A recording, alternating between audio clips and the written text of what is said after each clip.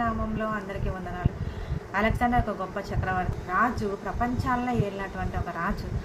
తను మరణానికి ముందు 3 కోరికలు కోరాడు. మొదటిది, నేను చనిపోతే నన్ను మీరు కాఫిన్ బాక్స్లో పెట్టినప్పుడు వైద్యులు మాత్రమే మోయాలి.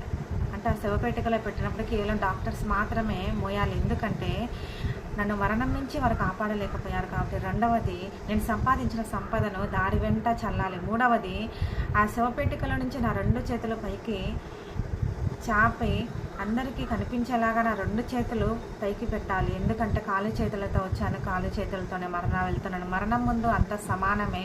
మరణిస్తే మనం సంపాదించి తీసుకెళ్ళలేము అని చెప్పి ఆ 3 కోరికలు కోరాడు. అయితే ఒకతను అడిగాడు, మీరు మరణించిన తర్వాత ఎవరి రాజ్యాన్ని వెళ్తారు అని. అయితే అలెగ్జాండర్ గారు అన్నారు, అత్యంత బలవంతుడి రాజ్యాన్ని వెళ్తాడు అని. అయితే యేసు ప్రభువు అటువంటి మరణాన్ని యేసు ప్రభు జయించాడు. ఈ వీడియో కంటిన్యూయేషన్ నెక్స్ట్ వీడియోలో చూడండి. సబ్స్క్రైబ్ చేసుకుని వాళ్ళు సబ్స్క్రైబ్ చేసుకోండి. దేవునికి మహిమ కలుగును గాక. ఆమేన్.